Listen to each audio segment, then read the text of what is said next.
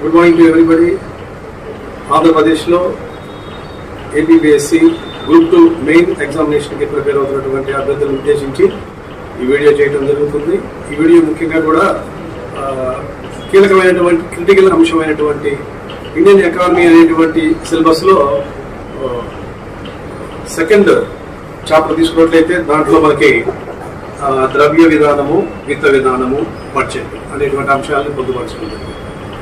ద్రవ్య విధానం అంటే central bank of India, reserve bank చేసేటువంటి మానిటరింగ్ పాలసీలో ద్రవ్య విధానం అంటాం. అలాగే విత్త విధానము లేదా కోశ విధానము అంటే భారత ప్రభుత్వం నిర్వహించేటువంటి ఆర్థిక సుస్థిరత కొరకు చేసేటువంటి అంశాన్ని కోశ విధానం, విత్త విధానం అని చెప్పేసి. అయితే ద్రవ్య విధానాన్ని మనం పక్కన పెట్టినట్లయితే విత్త విధానం చాలా ముఖ్యమైనటువంటి.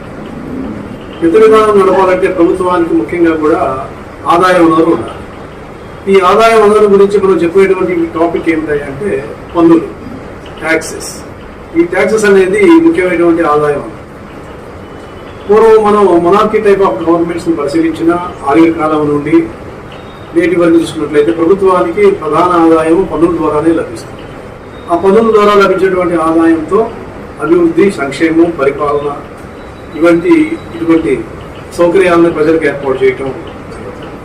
ఈ భారతదేశంలో పన్నుల వ్యవస్థ ప్రస్తుతం ఆధునిక కాలంలో ఎట్లా ఉంది, పన్నుల వ్యవస్థను ఏ విధంగా మనం నిర్వహణ చేస్తూ ఉన్నాం చూసినట్లయితే ట్యాక్స్ అంటే ఏంటంటే not refundable.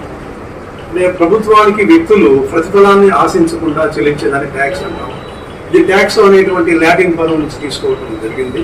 Which is not refundable, which is not expecting any kind of benefit from the government. ప్రభుత్వాన్ని నుంచి ఎటువంటి ఫలితాన్ని మనం ఆశించాలి. దీనిలో క్విడ్ ప్రో కో ప్రిన్సిపల్ అనేది ఉండదు. క్విడ్ ప్రో కో అనగా గివ్ అండ్ టేక్ పాలసీ. అంటే మనం ఇచ్చిపుచ్చుకునేటువంటి కార్యాచరణ అన్ని అంశాల్లో ఉంటుంది. ట్యాక్సెస్లో మాత్రం ఇచ్చిపుచ్చుకోవడం అనేది మన సైడ్ నుంచి వెళ్ళడమే జరుగుతుంది.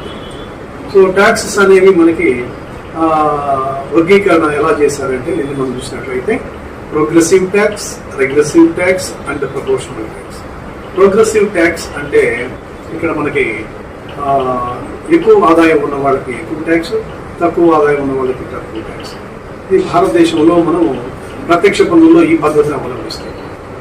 రెగ్రెసివ్ ట్యాక్స్ అంటే దీనికి వ్యతిరేకంగా ఎక్కువ ఆదాయం ఉన్న వాళ్ళకి తక్కువ ట్యాక్స్, తక్కువ ఉన్న ఆదాయం ఉన్న వాళ్ళకి ఎక్కువ ట్యాక్స్. ఇటువంటి పనులు భారతదేశంలో లేవు. మూడవది ప్రమోషనల్ ట్యాక్స్ లేదా అనుపాత పన్ను అంటాం. ఇది మనకి ఇండైరెక్ట్ ట్యాక్సెస్ అమల్లో ఉంది భారతదేశంలో. అంటే ఇక్కడ irrespective of class, so we are fixing one kind of rate to all the people. అందరు వ్యక్తులందరికీ ఒకే రకమైనటువంటి పన్ను విధానాన్ని మనం క్రియేట్ చేయడాన్ని మనం అనుపాత పన్ను అని చెప్పేసి. ఈ కైండ్స్ ఆఫ్ ట్యాక్స్ వచ్చినట్టు direct tax, indirect taxes. Direct taxes అంటే పన్ను యొక్క తొలి భారము, అంతిమ భారం ఒకే వ్యక్తి మీద పడినట్లయితే దాన్ని డైరెక్ట్ ట్యాక్స్ అంటాం. పన్ను యొక్క తొలి భారము, అంతిమ భారం వేరే వేరే వ్యక్తుల మీద బదిలీ అయితే దాన్ని ఇండైరెక్ట్ ట్యాక్స్ అంటాం.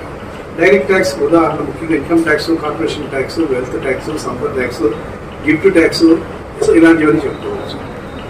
ఇండైరెక్ట్ ట్యాక్స్కి వచ్చినట్లయితే మనకి దీనిలో పన్ను తొలి భారం ఒకరి మీద, అంతిమ భారం ఒకరి మీద పడుతుంది. ఉదాహరణలు తీసుకున్నట్లయితే customs duty, sales tax, excise duty, so ఇలాంటివన్నీ కూడా మనకి ఇండైరెక్ట్ ట్యాక్స్ కిందకి వస్తాయి. ఈ విధంగా పన్నుల వ్యవస్థను భారతదేశంలో ఇన్ని రకాలుగా వర్గీకరించడం జరిగింది. Thank you.